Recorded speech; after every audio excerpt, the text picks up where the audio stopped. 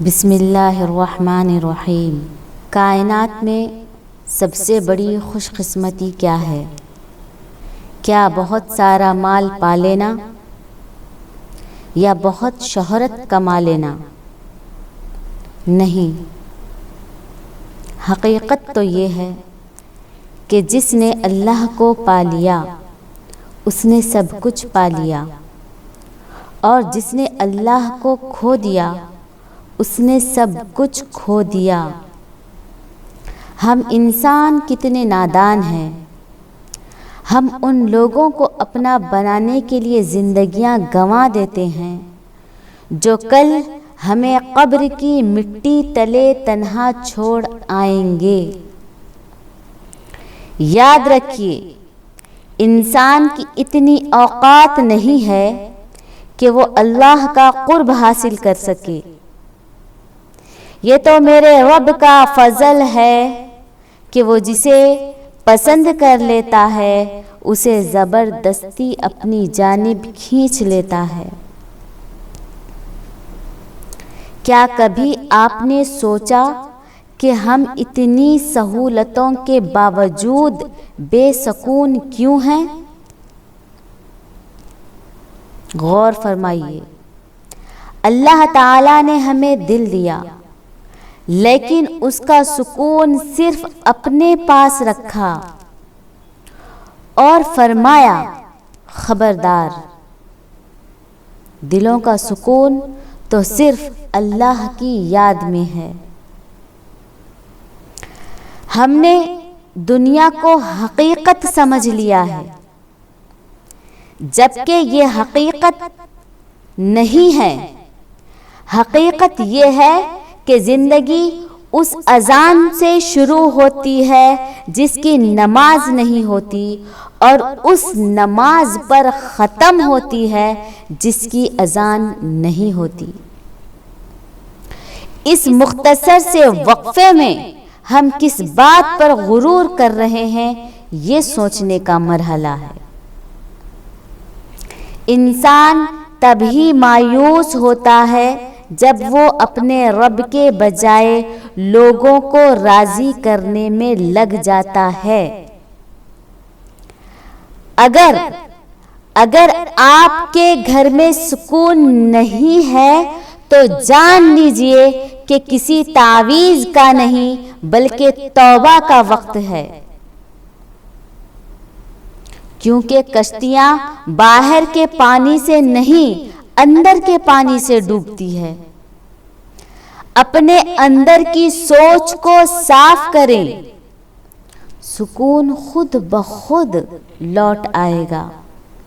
اللہ تو وہ کریم ہے جو گناہ گاروں کی توبہ کا انتظار کرتا ہے۔ حدیث قدسی میں آتا ہے، اللہ تعالیٰ فرماتا ہے، اے ابن آدم، اگر تو زمین بھر کے گناہ لے کر بھی میرے پاس آئے اور مجھ سے معافی مانگے تو میں تجھے معاف کر دوں گا، اور مجھے کوئی پرواہ نہیں ہوگی۔ وہ تو فرماتا ہے کہ اگر تم میری طرف ایک ہاتھ آتے ہو تو میں تمہاری طرف 2 ہاتھ آتا ہوں۔ آپ کے ذہن میں ہے حضرت فضیل بن عیاض کا واقعہ؟ حضرت فضیل بن عیاض کا واقعہ ہم سب کے لیے تعزیانہ ہے۔ وہ وقت کے بڑے ڈاکو تھے، لیکن جب ایک رات دیوار پھاندتے ہوئے تلاوت سنی کہ کیا ابھی وہ وقت نہیں آیا؟ کیا سنا؟ کیا ابھی وہ وقت نہیں آیا کہ ایمان والوں کے دل اللہ کے ذکر سے پگھل جائیں؟ تو وہ پکار اٹھے، یا رب، یا رب، وہ وقت آ گیا۔ محترم سامعین و سامعات، اللہ نے سمندر پیدا کیے مگر اسے محبت صرف ایک آنسو سے ہے جو ندامت میں گناہگار کی آنکھ سے گرتا ہے۔ وہ ہمیں اور آپ کو آزما کر صرف اپنے قریب لانا چاہتا ہے۔ ہم اللہ کے قریب کیسے جائیں؟ پریشانیوں کی سب سے بڑی دوا سجدہ ہے۔ سجدوں کو طویل کریں، مشکلات خود بخود چھوٹی ہو جائیں گی۔